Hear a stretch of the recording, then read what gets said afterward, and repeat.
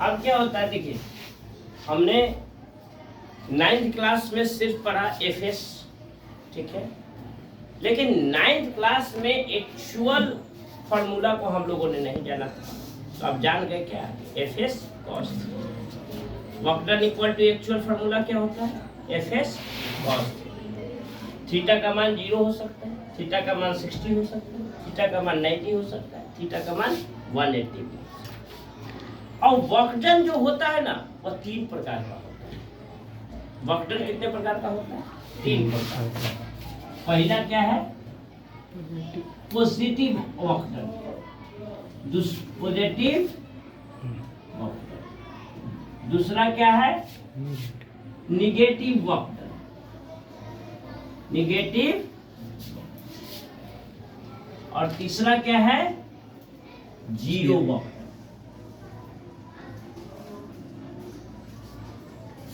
बात तो समझे कि नहीं समझे? How many types of work done अगर पूछे तो क्या कहिएगा,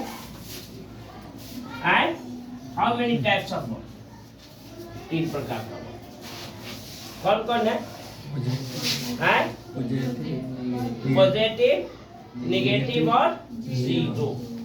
क्या ऐसा भी हो सकता है सर कि पॉजिटिव वर्क डन हम वर्क कर रहे हैं तो पॉजिटिव वर्क डन हो सकता है, वर्क तो करेंगे तो पॉजिटिव होगा, वर्क तो होगा तो है, क्या निगेटिव भी हो सकता है सर? मन में सवाल आता है कि नहीं? सर जीरो भी हो सकता है, ये कैसे संभव है? एक एग्जांपल आप लोग से कि किस चीज का एग्जांपल ले हम कि हमारा तीनों उसमें समाहित हो जाए। डोर, फैन,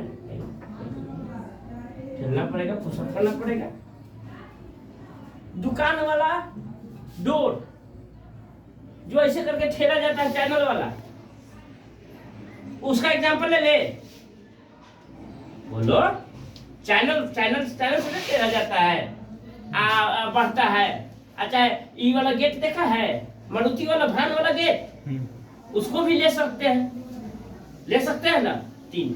चलो ई मान के चलो कि एक चैनल पर फिट एक गेट है, एक ई चैनल है, देख ऐसी एकरा पर ससरे वाला गोलियां लगा रहता है कि नहीं लगा रहता है, तो चैनल पर फिट। चलो नीचे हूँ चैनल पर फिट,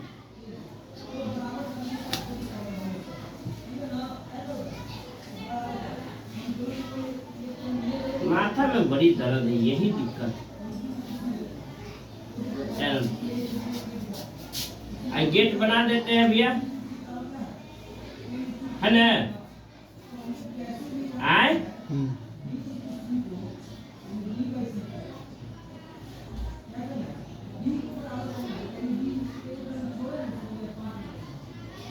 गेट बना देते हैं, बना दिया गेट, गेट बना दिया। वास्तव में यार अच्छा गेट बन गया, हम तो कारपेंटर हैं, हम तो कारपेंटर, अच्छा गेट बन गया, ठीक है। फोर्स लगा रहे हैं भैया, इसे इधर से फोर्स लगा रहे हैं, इस चैनलवा खिसक के, अच्छा कारपेंटर है। हम आ जाने की कारपेंटिंग का काम भी हम कर सकते हैं, है ना? कोई बुरा नहीं है, कोई काम बड़ा छोटा नहीं है। चलो कारपेंटिंग का काम थोड़ा कर लेते हैं, चलिए। अच्छा लग रहा है गेटवा, जिसको जिसको बनाना होगा घर पे हमको बोल देना।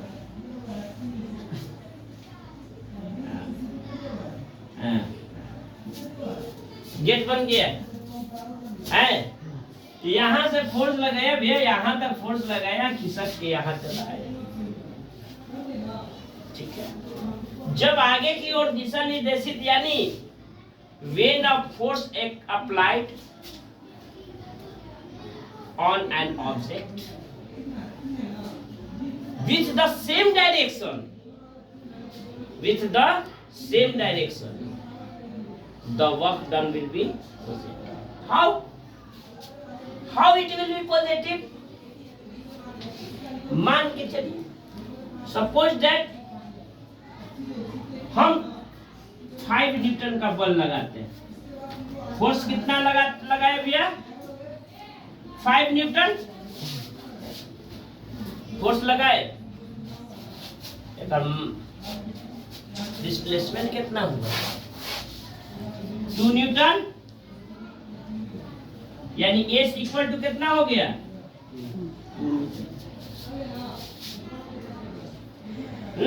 समझ में आया? cos थीटा कितना बनेगा? 0 डिग्री। आगे जाएगा 0 डिग्री बराबर बैठा देंगे फॉर्मूला पर। हमारा पॉजिटिव में आंसर आएगा तो पॉजिटिव वर्क, नेगेटिव में आंसर आएगा तो negative. F into S into cos theta 0 cos 0 degree, 5 into 2 into cos 0 degree equal to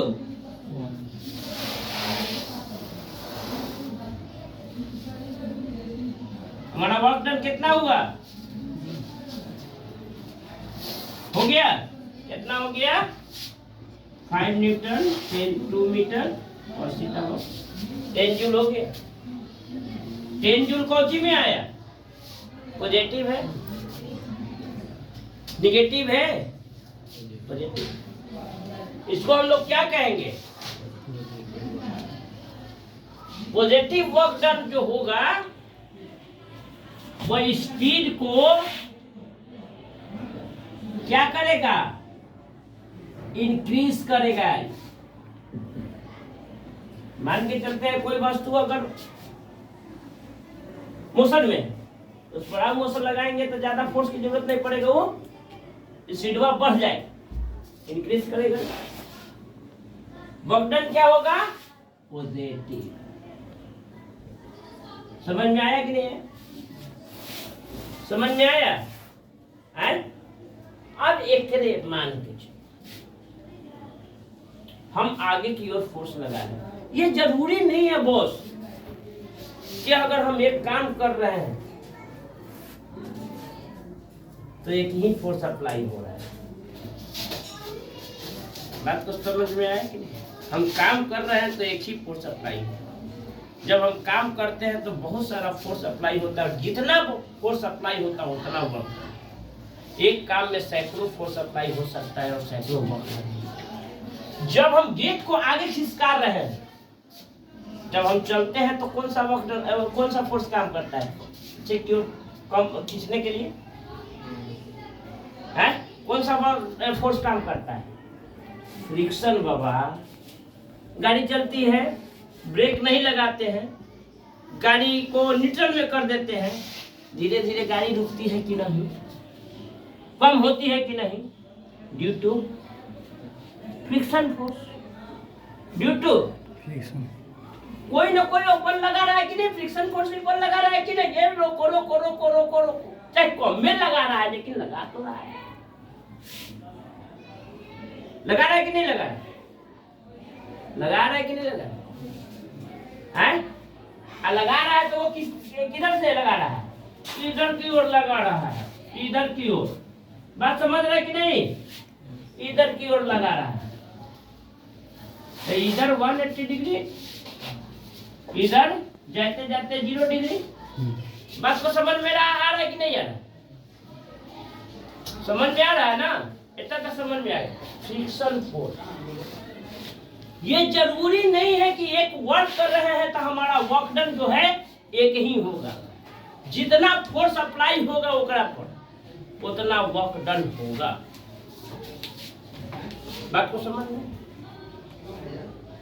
2 metre के स्पीड से कम खींच रहा है, आगे जा रहा है तो 2 मीटर की स्पीड से ये भी कम, भले ही फ्रिक्शन फोर्स 2 न्यूटन का बल लगा रहा है। बात को समझ में आया? ये फ्रिक्शन फोर्स कितना न्यूटन का बल लगा रहा है? ये भी होगा एफएस cos थीटा, होगा होगा कि नहीं? FS cos theta. Friction force मान के चलो कि 2 न्यूटन का बल लगा रहा है, 2 न्यूटन का, ठीक है। डिस्टेंस भी हमारा 2 मीटर जा रहा है ना, वो भी तो 2 मीटर खींचेगा। 2 × 2 cos थीटा कितना है? 180 डिग्री है। पीछे क्यों है ना, यहाँ 180 डिग्री है क्या, 180 degree equal to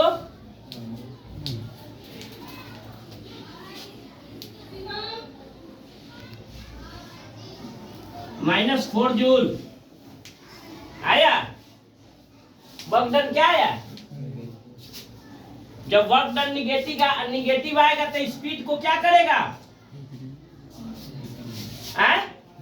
decrease, reduce, retard करेगा। निगेटिव ना लग रहा है, उसके पीछे की ओर लग रहा है, तो रिटार्ड करेगा कि नहीं करेगा, स्पीड को क्या करेगा, रिटार्ड करेगा, रिड्यूस करेगा, यानी स्पीड को क्या करेगा, रिटार्ड यानी रिड्यूस करेगा। और वर्क डन क्या होगा, निगेटिव होगा।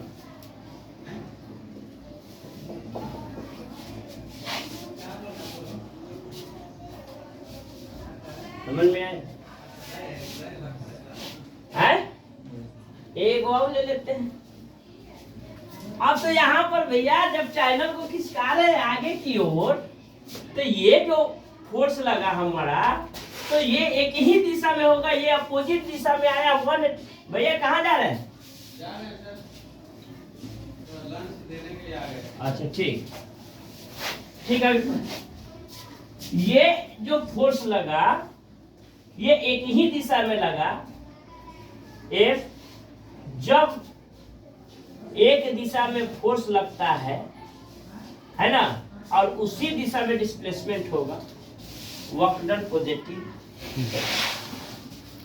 पीछे दिशा में डिस्प्लेसमेंट होगा, वर्क डन निगेटिव आएगा यहाँ पर। लेकिन तीसरा फोर्स भी लग रहा है, जे को फोर्स लगेगा जे को वर्क डन होगा।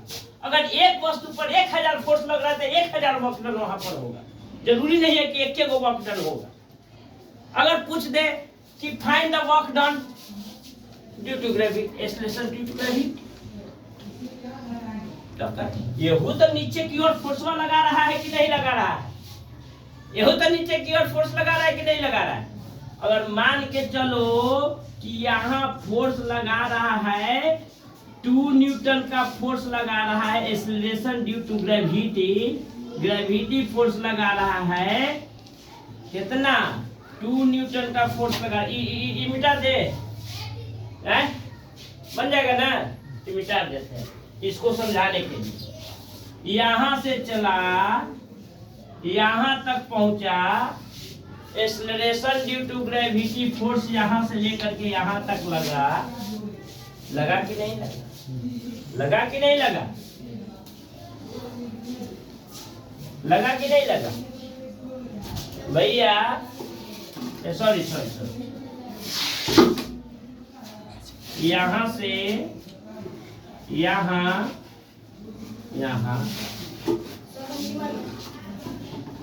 अब बोल रहे हैं, अभी पढ़ा रहे हैं। एक्सेलरेशन ड्यू टू ग्रेविटी का फोर्स लगा, 2 न्यूटन का force acceleration due to gravity.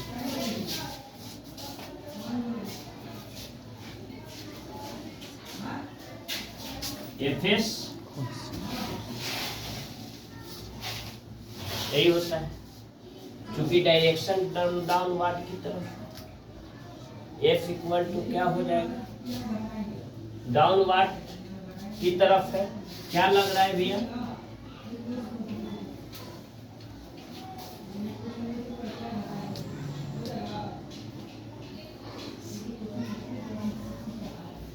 यहाँ ना ग्रेविटी लग रही है डाउनवर्ड की तरफ। कितना का बन रहा है यहाँ, सॉरी यहाँ ही बनेगा जी, ऐसे बनेगा जी। कितना का बन रहा है, 90 डिग्री बन रहा है ना। 90 डिग्री का जब फोर्स लग रहा है यहाँ पर acceleration due to gravity, F cos theta, तो F मान के चलो कि 3 न्यूटन लग रहा है, 2 न्यूटन लग रहा है, और cos थीटा है 90 डिग्री, Fs डिस्प्लेसमेंट होगा 2 मीटर, और cos थीटा कितना है 90 डिग्री है ना, cos थीटा 90 डिग्री है, 90 डिग्री बराबर क्या होगा जीरो, 2 2 4 0, माने वर्क डन इसका क्या होगा, ग्रेविटी का वर्क डन क्या होगा, क्या होगा, 0। बात को समझा, बात को समझा, बात को समझ में आई। ग्रेविटी का वर्क डन क्या हो गया, 0। लेकिन ये जो एक्सेलरेशन ड्यू टू ग्रेविटी का जो वर्क डन होता है, न वस्तु को मोशन में करता है, स्पीड को इंक्रीज करता है, न स्पीड को क्या करता है, डिक्रीज करता है, उसको उसी स्थिति में रखता है, सेम स्टेट में रखता है। समझ में आया कि नहीं है? ये समझ में आया? Positive work done, negative work done, zero work done, समझ में आया? आपको समझ में आया वर्क डन क्या होता है, ऐसा यूनिट कैसे निकलता है, 1 जूल का मतलब क्या होता है, हाउ टू डिफाइन 1 जूल, ये समझ में आया कि नहीं है? ऐसा यूनिट ऑफ वर्क डन कैसे निकला, समझ में आया कि नहीं है? समझ में आ गया पूरी तरह से?